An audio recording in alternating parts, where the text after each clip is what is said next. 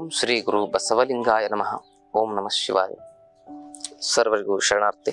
ನಾನು ನಿಮ್ಮ ಯೋಗ ಗುರು ವೈದ್ಯ ಶ್ರೀ ಚನ್ನಬಸವಣ್ಣ, ಶ್ರೀಗಂಗಾ ಯೋಗ ನಿಸರ್ಗ ಚಿಕಿತ್ಸಾ ಹಾಗೂ ಆಯುರ್ವೇದ ಸಂಶೋಧನಾ ಕೇಂದ್ರ, ಆರೋಗ್ಯ ಮಹಾಮನೆ, ಬೆಂಗಳೂರು, ಹುಬ್ಬಳ್ಳಿ, ಧಾರವಾಡ ಹತ್ತಿರ, ಮುರಕಟ್ಟಿ. ಇವತ್ತಿನ ಸಂಚಿಕೆಯಲ್ಲಿ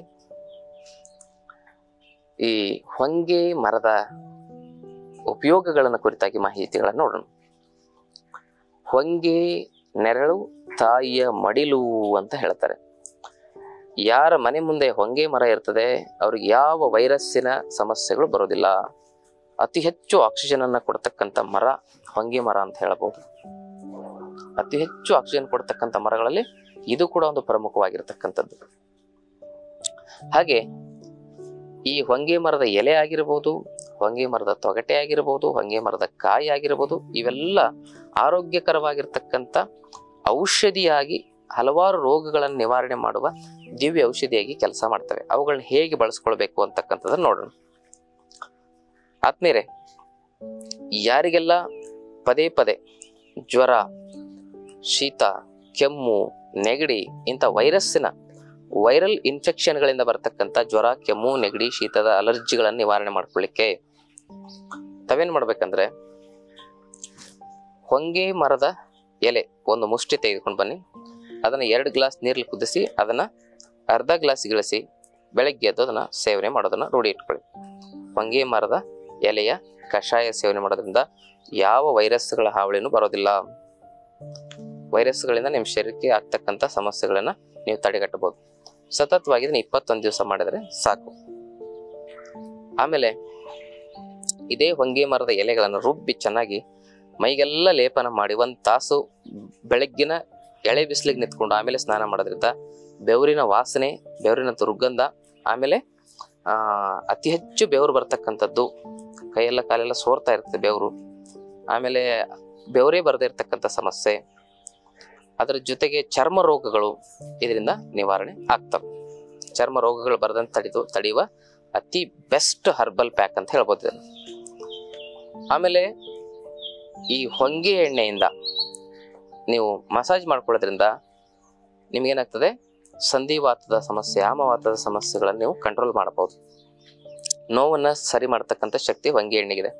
ಅದನ್ನ ಮನೇಲಿ ಹೇಗೆ ತಯಾರಿಸ್ಕೊಳ್ಳೋದಂದ್ರೆ, ಹೊಂಗೆ ಮರದ ಬೀಜಗಳನ್ನ ಕುಟ್ಟಿ ಪುಡಿ ಮಾಡಿ ಒಂದು 200 ಗ್ರಾಮ್ನಷ್ಟು, ಅದರಲ್ಲಿ 200 ಗ್ರಾಮ್ನಷ್ಟು ಹೊಂಗೆ ಎಲೆಯ ಪೇಸ್ಟನ್ನು ಹಾಕಿ, ಮತ್ತೆ 200 ಗ್ರಾಮ್ನಷ್ಟು ಹೊಂಗೆ ಚಕ್ಕೆಯ ಪುಡಿಯನ್ನು ಹಾಕಿ, ಇವೆಲ್ಲ ಚಕ್ಕೆ, ಎಲೆ ಮತ್ತೆ ಬೀಜ ಮೂರನ್ನು ಹಾಕಿ 1 ಲೀಟರ್ ನೀರಿನಲ್ಲಿ ಅದನ್ನು ಕುದಿಸಿ, ಅದು ಕುದ್ದು ಅರ್ಧ ಲೀಟರ್ ಇಳಿಬೇಕು.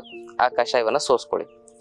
ಆ ಕಷಾಯವನ್ನ ಏನ್ ಮಾಡಿ ಅಂತ ಹೇಳಿದ್ರೆ, 1 ಲೀಟರ್ ಎಳ್ಳೆಣ್ಣೆಗೆ ಹಾಕಿ ಕುದಿಸಿ, ಅದು ಕುದ್ದು ನೀರಿನ ಅಂಶ ಎಲ್ಲ ಹೋದ್ಮೇಲೆ ಅದರಲ್ಲಿ ಏನ್ ಹಾಕ್ಬೇಕಂದ್ರೆ 100 ml ನಷ್ಟು ನೀಲಗಿರಿ ಎಣ್ಣೆ, ಆಮೇಲೆ 100 ಗ್ರಾಮ್ನಷ್ಟು ಪಚ್ಚ ಕರ್ಪೂರದ ಪುಡಿ, ಇದನ್ನ ಹಾಕಿ ತಯಾರಿಸ್ಕೊಂಡ್ರೆ the world number 1 best pain killer ಎಣ್ಣೆ ಇದು ಆಗ್ತದೆ.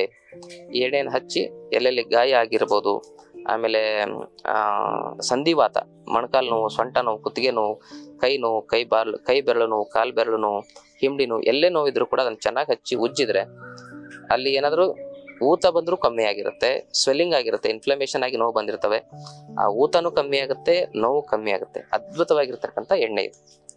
ಇದನ್ನ ನೀವು ಮಾಡ್ಕೊಳ್ಬೋದು ಮನೆಯಲ್ಲೇನೆ.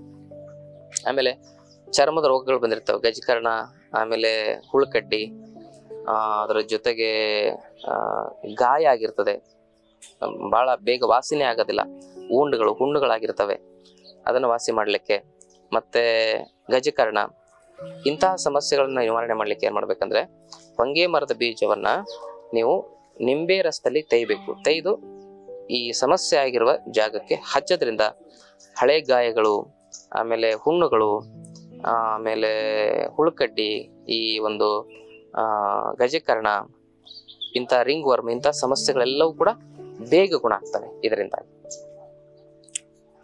ಈ ಒಂದು ಹೊಂಗೆ ಮರದ ಬೀಜನೂ ಕೂಡ ಉಪಯೋಗ, ಎಲೆನೂ ಕೂಡ ಉಪಯೋಗ, ಚಕ್ಕೆನೂ ಕೂಡ ಉಪಯುಕ್ತವಾಗಿರ್ತಕ್ಕಂಥದ್ದು. ಅದನ್ನ ಸರಿಯಾಗಿ ಬಳಸ್ಕೊಳ್ಳಿ ಅಂತಕ್ಕಂಥ ಮಾತನ್ನು ಹೇಳ್ತಾ, ಈ ಮಾಹಿತಿ ಇಷ್ಟ ಆದ್ರೆ ತಮ್ಮ ಬಂಧು ಮಿತ್ರರನ್ನು ಶೇರ್ ಮಾಡ್ಕೊಳ್ಳಿ. ಯಾಕೆ ಇದಿಷ್ಟೆಲ್ಲ ಉಪಯೋಗ ಇದೆ ಅಂದ್ರೆ, ಹೊಂಗೆ ಮರದ ಚಕ್ಕೆ, ಬೀಜ ಮತ್ತು ಎಲೆಗಳಲ್ಲಿ anti bacterial, anti fungal, anti inflammatory, anti microbial, anti pyretic, anti inflammatory ಅಂಶಗಳು ಇದರಲ್ಲಿದ್ದಾವೆ. ಅದಕ್ಕೆ ಈ ಹೊಂಗೆ ಮರದ ಬೀಜವನ್ನ, ಸೊಪ್ಪನ್ನ ಮತ್ತು ಚಕ್ಕೆಯನ್ನು ಬಳಸೋದ್ರಿಂದ ಈ ರೀತಿಯಾಗಿರ್ತಕ್ಕಂಥ ಇನ್ಫೆಕ್ಷನ್ಗಳ ಸಮಸ್ಯೆ ಆಗಿರ್ಬೋದು, ವೈರಲ್ ಸಮಸ್ಯೆ ಆಗಿರ್ಬೋದು, ವೈರಾಣುಗಳ ಜೊತೆಗೆ ಈ ಬ್ಯಾಕ್ಟೀರಿಯಾದ ಸಮಸ್ಯೆಗಳಾಗಿರ್ಬೋದು, ಇವುಗಳನ್ನ ನಾವು ನಿವಾರಿಸ್ಕೊಳ್ಬೋದು. ಹಾಗೆಯೇ ಚಾನಲ್ ಸಬ್ಸ್ಕ್ರೈಬ್ ಮಾಡೋದ್ರ ಜೊತೆಗೆ ತಾವು ಬೆಲ್ ಐಕನ್ ಪ್ರೆಸ್ ಮಾಡೋದನ್ನ ಮರಿಬೇಡಿ.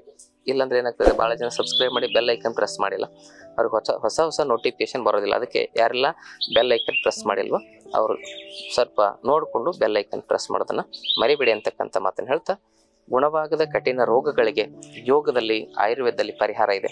ಕಂಡುಕೊಳ್ಳುವ ಪ್ರಾಮಾಣಿಕ ಪ್ರಯತ್ನ ಮಾಡೋದ್ರಿಂದ 100 ವರ್ಷ ಆರೋಗ್ಯವಾಗಿ ಬದುಕಬಹುದು ಅಂತಕ್ಕಂಥ ಮಾತನ್ನು ಹೇಳ್ತಾ ತಮ್ಮೆಲ್ಲರಿಗೂ ಭಕ್ತಿಯ ಶರಣಾರ್ಥಿ.